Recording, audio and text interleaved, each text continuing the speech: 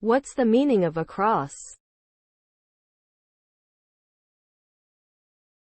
Across. Across. Across. Across. Across.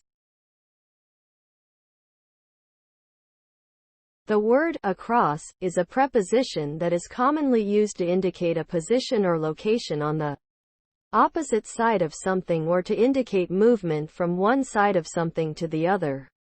It can also indicate a comprehensive understanding of something that encompasses a wide range of knowledge or experiences.